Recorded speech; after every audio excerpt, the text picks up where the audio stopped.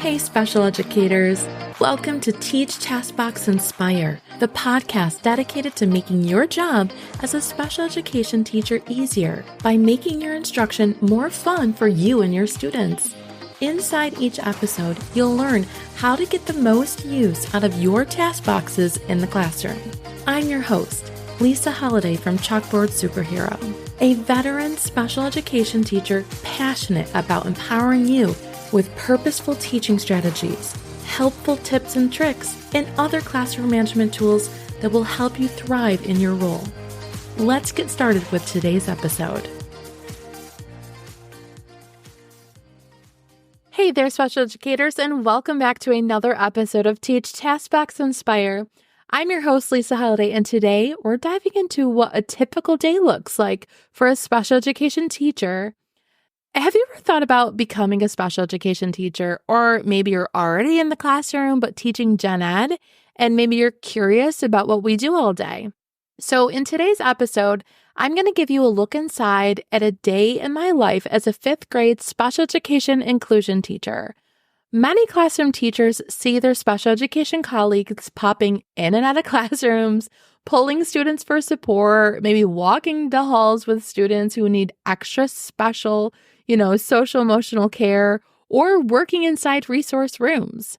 But there's so much more to our role. Like classroom teachers, we have schedules to follow, but we need to be extremely flexible to meet the academic, physical, and emotional needs of all the students who are on our caseloads. So a huge part of our job is collaboration, working alongside classroom teachers, reading specialists, SLPs, guidance counselors, ESL teachers, assistants, administrators, and sometimes even outside specialists. It's a lot of communicating, planning, and follow-up. Whatever interventions we're using with a student, whether it's an academic intervention or behavioral, it's my responsibility to document everything and ensure that it aligns with their IEP. I also have to make sure that students are receiving their appropriate accommodations in the gen ed setting. So that's like a whole nother thing. Success comes from constant communication and teamwork, even communication with parents. So twice a month or as needed, I meet with my special education team to discuss student progress, any new challenges that come up, or strategies we can implement. A typical day as a special educator is busy, unpredictable, and requires a lot of flexibility. So let me just take you through a general day in my shoes. So 7 a.m., I usually get to school about 40 minutes before my contracted time. Since this is still a relatively new role for me, I like to use this time to kind of get settled, create materials, and catch up on things that I couldn't finish at home or during the school day. So that usually gets me to my contract time, which is at 7:40. Teachers are officially on the clock, and I sit down at my desk to kind of review my plans for the day, make any final preparations, make copies. I check emails from admin, teachers, or parents. If I have a moment, I start planning for days ahead. I usually don't have moments because I usually have people popping in and out of my classroom. I actually have a printer in my room, so I get to see many, many faces pop into my room to use the printer, and so I'll get to talk to them. I do have a one-to-one teaching assistant, so I usually get to sit down with her during this time before the start of the school day to kind of talk about what is coming for the day. At 8 o'clock, my students start arriving for the day. I like to head down to the 5th grade homeroom to kind of greet them. I check in with my students, making note of any emerging behaviors or concerns. I like to touch base with my co-teachers. I do have 8 students on my caseload, and I work closely with their homeroom teacher. So since my students switch classes throughout the day, I like to check in with those who need extra social emotional support in the mornings. Some may need help settling into their routines or getting out support binders. They might need to take sensory breaks or to check in with their emotions. The first 2 periods are dedicated to ELA, where I provide in-class support for my students, kind of collaborating with my fantastic co-teacher. We work really well together, sharing ideas and resources. So sometimes I take my students to the resource room for more intensive literacy instruction, while also collecting data on students with behavior intervention plans. So I'm doing a lot within those first 80 minutes.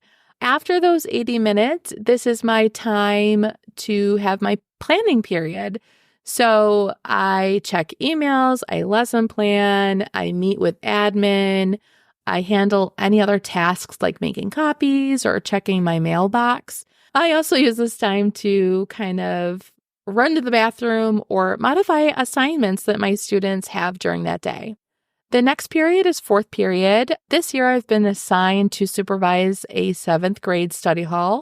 So during this block, I take attendance, I sign passes, I assist with homework if they need it. I use this time to work on materials for my 5th grade students as well. If no one needs help and I'm not signing agendas, I often use this time as another planning period. After this is 5th grade lunch period, so I'm lucky to be surrounded by a really fun and supportive group this year. In past years, I've had to skip lunch because of student behavior issues, but I'm making it a priority this year to kind of take mental breaks and kind of protect my own mental health. So I make myself go down to the teacher's lounge and sit with the 5th grade team, which is great because I get to catch up with their life and kind of make those connections, because oftentimes in my previous roles, I felt like I was on my own island. And this year, I'm just loving that I'm making so many connections in the 5th grade. So the next thing that's up is 6th period, which is WIN time. And WIN stands for, it's WIN, it stands for what I need. And this is a block where students can be pulled for related services like counseling, band or orchestra, or speech, PT, OT. So for those who aren't being pulled, I use this time to progress monitor. Although, to be honest, it's so challenging to track down all these students since they're scattered across the building. It makes it really hard to progress monitor my students, but I'm really trying hard to kind of find a flow for this right now because it's such a new position.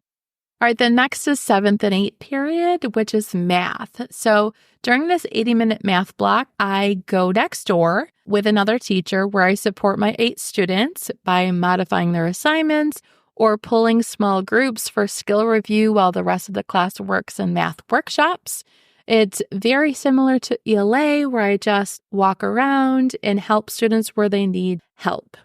The next period is 9th period, where my students head to art or gym, depending on the day, which gives me another planning block, unless it's a day I have to cover in-school suspension, which is another duty that I have on D days. On most days, I try to meet with the gen ed teachers to kind of co-plan lessons, but unfortunately, if we're short on subs in the building, I might get pulled to cover other classes, which is definitely not my favorite part of the day, but I have been pulled to cover social studies teachers or music teachers or other things like that if they can't find enough subs within the building. It's just like another one of those things that I have to have. But I like when there's enough subs and I have it as a free planning block. The last period of the day is 10th period, which is academic support on BCD days. So this is the last period of the day before dismissal, and it's my resource block where I work kind of with all of my 8 identified students on their IEP goals. We focus on targeted phonics skills, phonemic awareness, math skills, and whatnot. So I do work in groups, smaller groups, or one-on-one during this block. On A days, my students don't have this with me. They have restorative practices.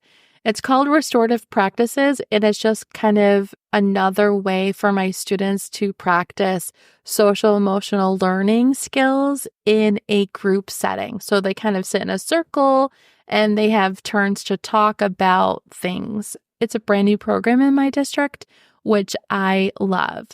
After that is dismissal at 2:45, where I check in with classroom teachers to kind of plan for the next day, finish any planning or prep work, respond to emails. I do a lot of communicating for some of my students between home and school. I also like to hunt for new activities to support my students. So, as you can see, a day in the life of a special education teacher is packed with a lot of moving parts, teaching, collaborating, planning, and constantly adapting to meet the needs of my students. I hope you like running through a day in the life of a 5th grade special education teacher. Until next time, guys, bye-bye. Thanks for tuning in to this episode of Teach, Taskbox, Inspire. I hope you've gained some tips and motivation to fuel your week ahead. If you're ready to explore more strategies for empowering your students as independent learners, be sure to dive into my free training at chalkboardsuperhero.com/training. And don't keep all this knowledge to yourself. Share this episode with your special education teacher friends who could use some motivation and inspiration. One more thing before you go. If you're finding this podcast helpful and want to show support, head to Apple Podcasts and leave your rating and review. Until next time, keep teaching, taskboxing, and inspiring.